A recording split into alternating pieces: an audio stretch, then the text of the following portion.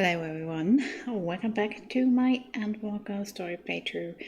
Oh, there's someone else playing the story too. I don't know exactly what they're doing. Anyway, we are about to leave Labyrinthus. We have done the first quest in this area. The second one will not be done until a later point, similar as it was in Shadowbringers.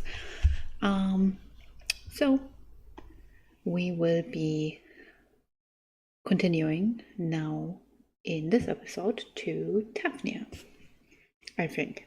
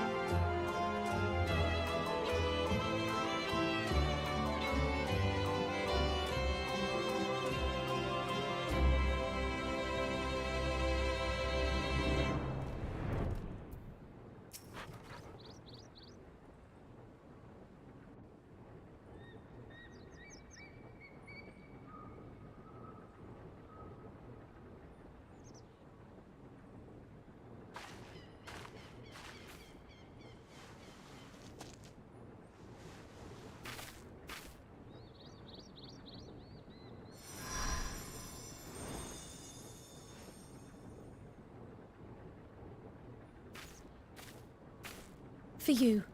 The spell will keep it from wilting. She said you would need it for the journey ahead.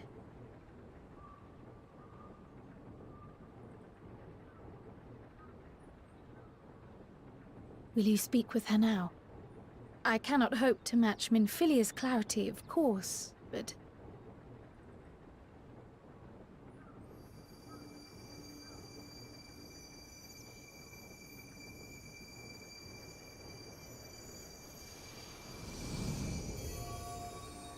Thank you.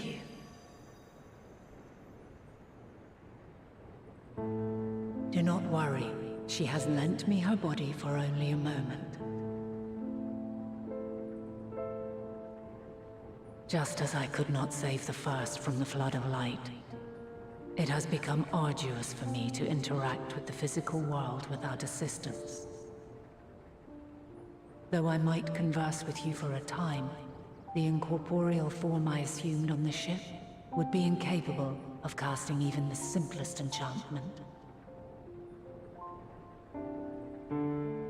It is in the depths of the ethereal sea, the place to which all life returns, where my influence is greatest.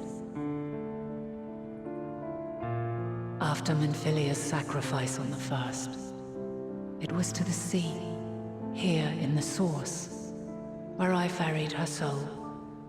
I wished that gentle spirit to find rest in the world she loved so well.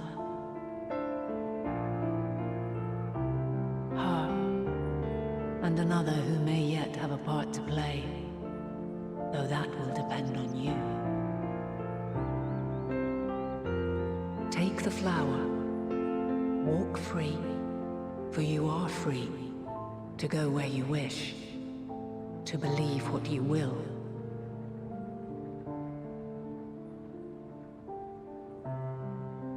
That bloom will be your guide, test and proof of your conviction. In darkness, seek joy, surrender not to sadness, and see beyond despair. Walk free, and bear the light for others to follow. Together, raise it aloft and let it shine, till the end, blinding and radiant.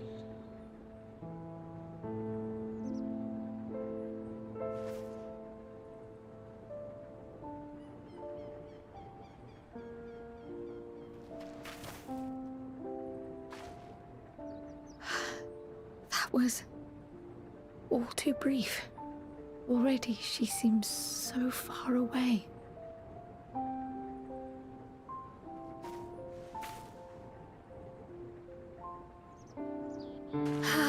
My apologies if I startled you. Ever since we began our descent into Labyrinthos, I had sensed another's will, straining to reach out. Even with my particular talents, though, I was unable to make a connection at first, so weak and tenuous it was. Once I took hold of that wispy thread, imagine my surprise to discover it was Heidelin herself. Needless to say, it seemed wise to learn what we could before letting go.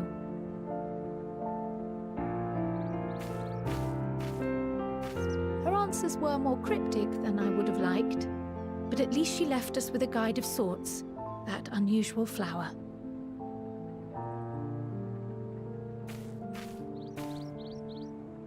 Yes, we are definitely making progress.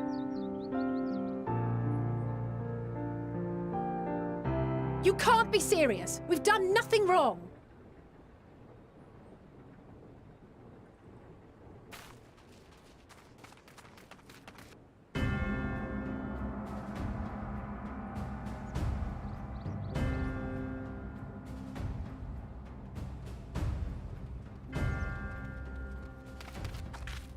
Master Fortuno, what business has the Forum with us? Obstruction and suppression, apparently. Mistress Baldessian, our records show you facilitated the Scions' entrance into Sharlayan by claiming them as assistants for your organization. We are aware of your investigations. After alerting the major institutions to the presence of potential troublemakers, we received word from an Archean custodian. A group operating under the auspices of the students, skulking about Labyrinthos and engaging in clandestine behavior. Clandestine? We may not have entered Sharlayan as Scions, but we did naught to conceal our identities. Our only purpose in this city is to seek the truth. I can think of no reason why our actions should warrant the Forum's intervention. 'Tis not our way to discourage the pursuit of knowledge, but the timing of such pursuits must be considered, not to mention their potential impact. With the world in chaos, we, the true caretakers of wisdom, have committed ourselves to an undertaking that demands the utmost discretion.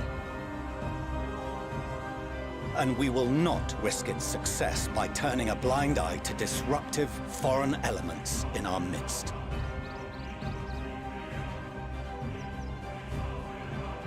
What, then, is to be our fate? Will you put us on a ship back to Eorzea? The Forum will convene to examine your case. The results of said inquiry will determine your future in this city. As for your absent companion, he has already been detained. Grah! But why? Is reading a crime now, too? Reading is encouraged, celebrated even. Not, however, of the volumes shelved in the restricted section of the library.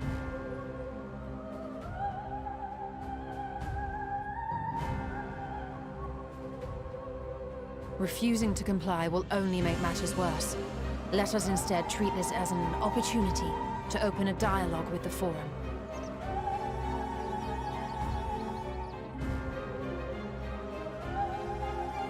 Silence is often one's best defense. I would advise against prolonging the proceedings with frivolous discourse.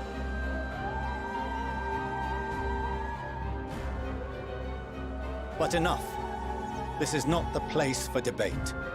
The rostra await.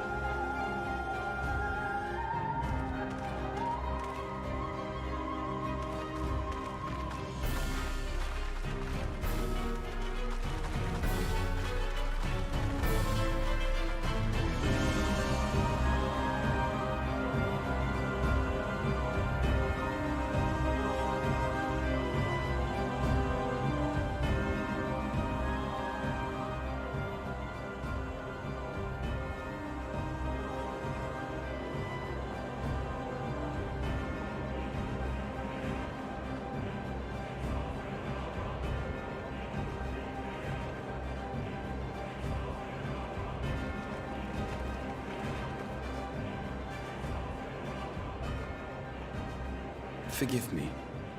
I was careless. We would have been detained regardless. This way, at least, we managed to stay together. I trust your time within the Forbidden Archives was well spent.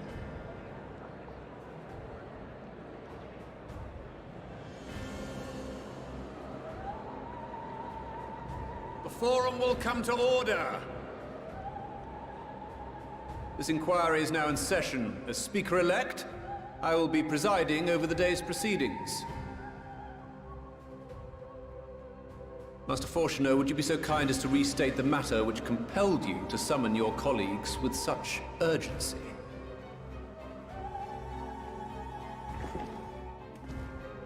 As you are all aware, we recently denied Eorzea's request for Sharlayan assistance. Since then, certain individuals dissatisfied with our decision have taken it upon themselves to interfere with our work. They entered our nation masquerading as associates of the students of Baldessian. But these malcontents are better known as the Scions of the Seventh Dawn. These militants wield influence with both the Eorzean and Eastern alliances, and are inextricably involved with the crises presently afflicting the world at large. Loose in our city, these warmongers sought to meddle with and expose matters of state secret. What are they, if not a dire threat to be expelled?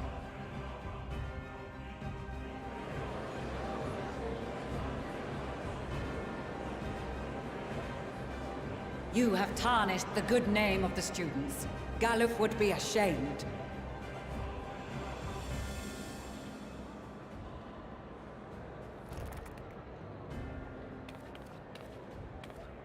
Galuf Baldessian was never one to forsake his fellow man.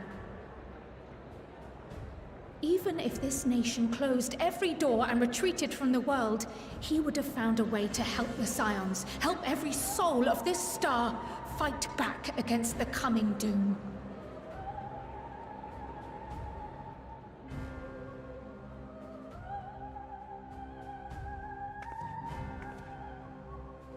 A terrible enemy stands poised to lay waste to all we hold dear. In the face of such madness, Eorzea reached out to Sharlayan, a respected ally, in the hopes of forming a united front. Was your curt dismissal truly the best you could offer? Or are you so preoccupied with your momentous duty of an age-long past that even the end of the world is unworthy of your attention?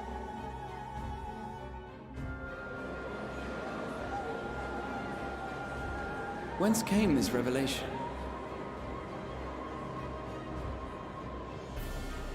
From the mouth of a Forum member within fortuitous earshot.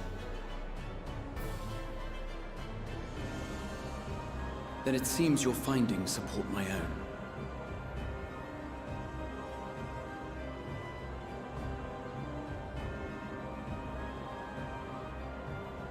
The reason I visited the restricted shelves was to study records of the Forum's policymaking process, to better understand the historical trends underlying their most major decisions. At first glance, the positions of neutrality in war and the accumulation of knowledge above all else appear constant and consistent, the unchanging pillars of Sharlayan society. And once upon a time, I might have left it at that. These days, however, I am more attuned to the subtleties of governance, and so I noticed something odd.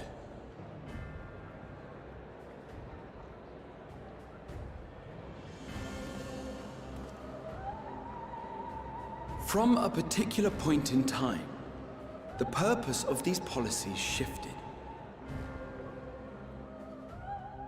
No longer was knowledge preserved for the benefit of society. Rather, society was to be gradually reshaped to ensure the preservation of knowledge.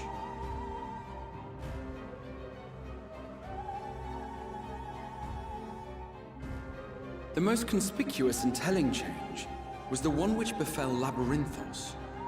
Once little more than an oversized storehouse, an enormous allocation of funds saw it transformed into an advanced research and archival facility.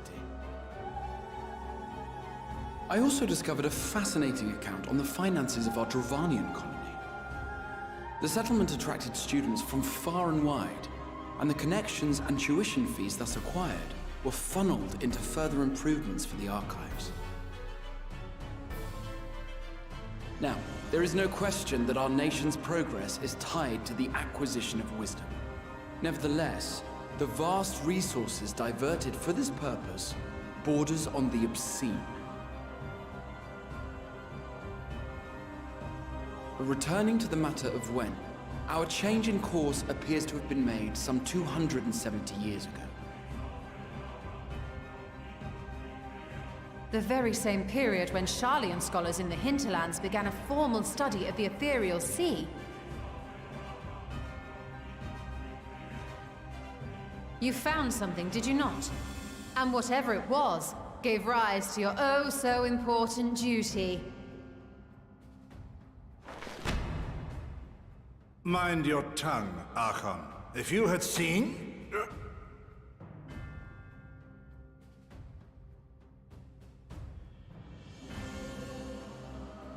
Yes, we are bound by a duty we cannot ignore. Knowing this, what would you have us do? Abandon our vital work and join you on the field of battle? We will never choose the way of the sword. We will fulfill our mission not through strife and bloodshed, but survival. Come what may, we shall live on. We must. Do as you must, then. But we Scions will fight until the heavens fall, until our last breath.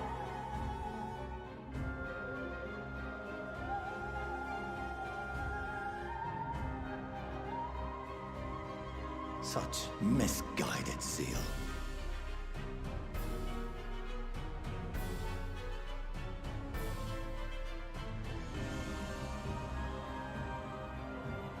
Father, Master Fortuno, I fail to understand the stance you have elected to take. But by the same token, I have yet to find a compelling argument to counter the challenge you put to us in Gridania. Still, in the midst of my uncertainty,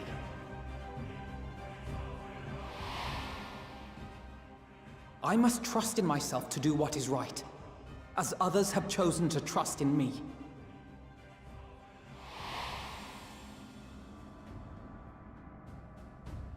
So I will continue, as I always have, weighing the consequences of my every action, and allowing my hope for the future to inform my decisions. That's quite enough. Have you all forgotten the reason for this assembly? Skolok Monteshane. He's the head of the Studium and an old friend of my grandfather's. Honestly, every discussion devolves into some interminable debate. Terrible habit. Let's return to the topic at hand, By their own admission, these scions have resolved to fight alongside the Eorzean nations against the doom which swift approaches. But there exists no evidence of an attempt to incite our citizens to do the same. Furthermore, while our decision may well have been the correct one, we cannot simply bull our way through these disagreements without inviting doubts or objections. Put yourselves in their place. Who among you would leave a tome unopened if an elder forbid you read it with no reason given? Now, if we're to quell further discontent, then we must conclude this matter with a fair and even hand.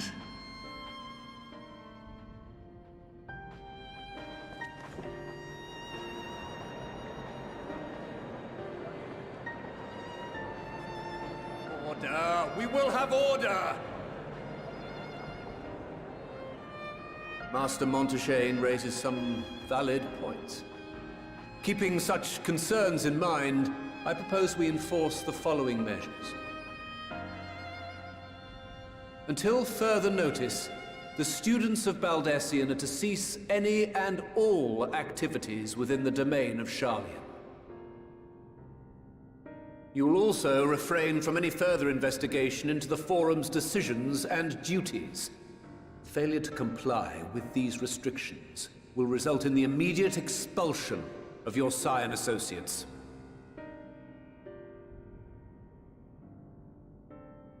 Let us put this judgment to a vote. All in favor, raise your hand.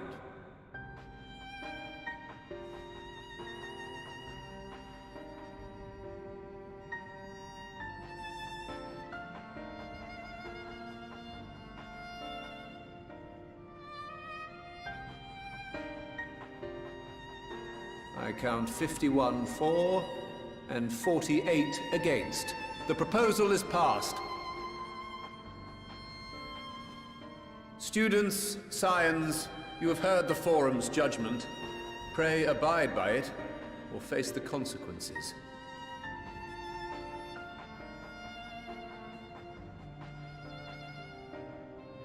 Honored members, I thank you for your time. This inquiry is concluded.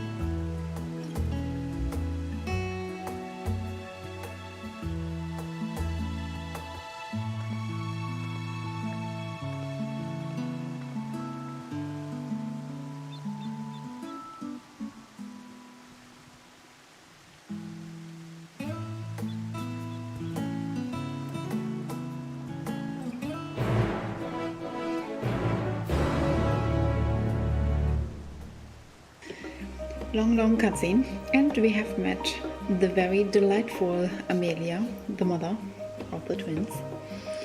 And I totally can imagine when Alice grows up, she will look like her mom.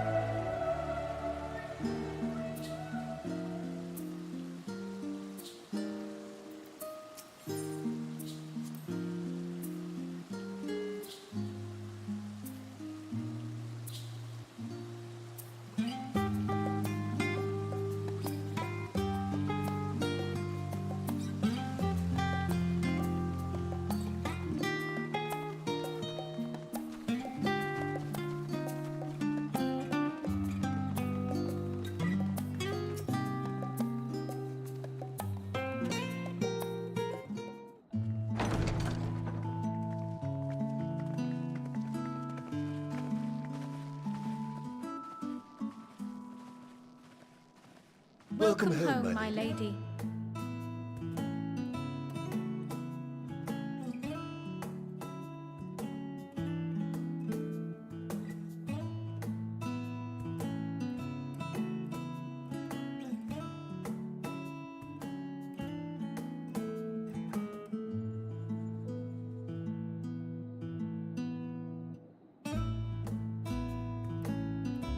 What? What are you gawping at?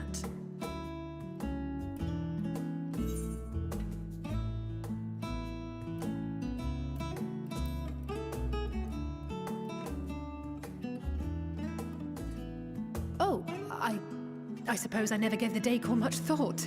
I'm glad that you approve, I think.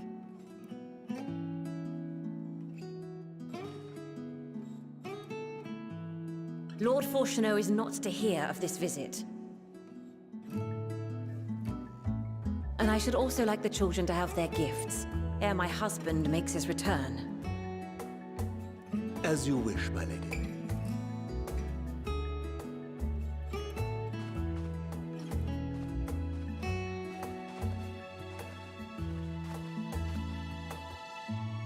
Master Alphino, Mistress Alice, if you'd accompany me upstairs.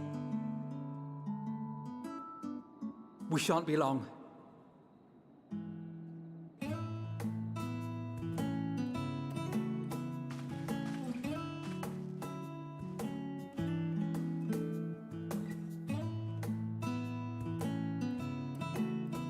The twins have been sending letters home from time to time, recounting their latest adventures. I am sure they withhold certain details, of course, if only to keep me from worrying. Yet a mother worries all the same. In the early days especially, I tried to support them as best I could. sending the Scion's coin and other such donations. Fortunately, they have found the strength to overcome adversity time and time again. Their words grow more confident with every letter, their depictions more vivid. The triumphs and defeats, the joys and sorrows. It is clear that they have come to find value in every experience. But of those they treasure most, it would seem that meeting you might be the most impactful. Why, since that fateful day, I do believe there has not been a single missive in which you were not mentioned by name.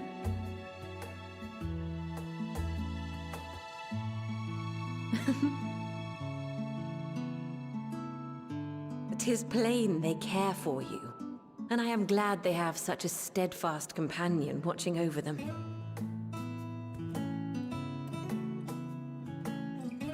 Under normal circumstances, I would offer you tea, but alas, these are anything but. In any event, why don't you keep me company whilst we await my children's return? Perhaps you might regale me with a tale or two of your exploits."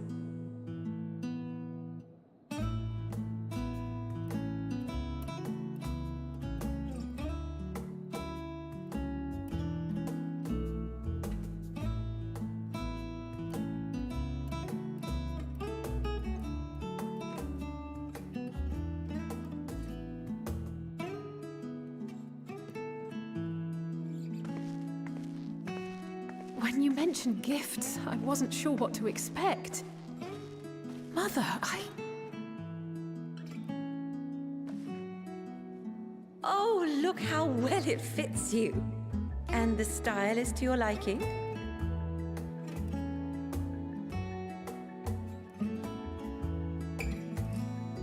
It's perfect. Exactly what I would have chosen. But please, tell me you had something different made for Alphinaud.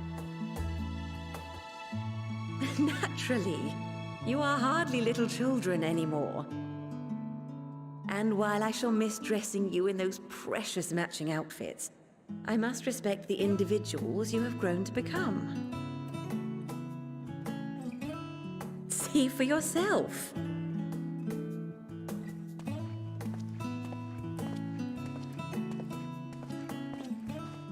Thank you for the splendid clothes, Mother. Stylish, comfortable, and eminently practical. I am so glad you like them. They are, however, missing one final touch.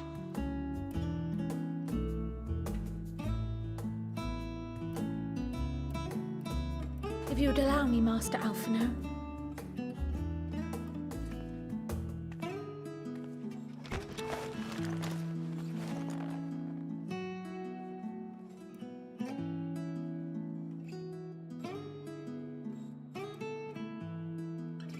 Wait.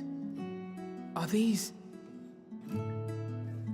A sage's tools of the trade. They belonged to your father.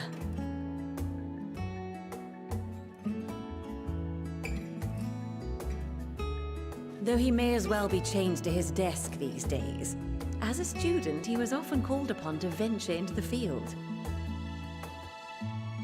He wielded those armaments, both to heal and to harm in no few battles.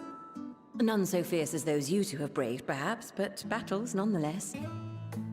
Thus did I pull them out of storage, to show you that he was not always the man who stands in vehement opposition to you now. And also because it would be a terrible waste of ridiculously expensive House Leveilleur commissioned artistry.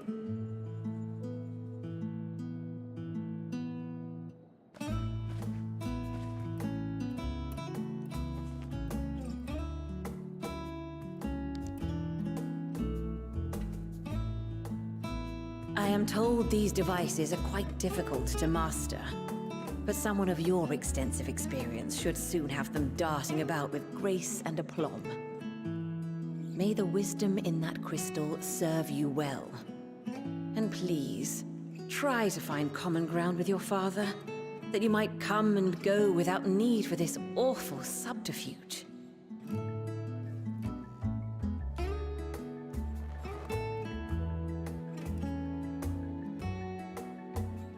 We will, Mother. I promise. My final gifts to you, before you run off, are an observation and a suggestion. Firstly, Fortuno has ever been a serious man, but it was only after you were born that he truly lost himself in his work. I may not know the Forum's inner workings, but I know your father's. The timing of that change in him holds some significance. Secondly, do not seek to best your father with words. Far better that you simply show him. Let him discover the merit of your actions, after they cannot be undone.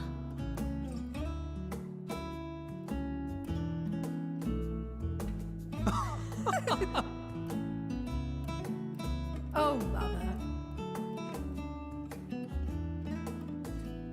We shall take your wisdom to heart. Thank you again for these gifts, and farewell for now. Safe travels, my children. Eat well, stay warm, and keep your friends close.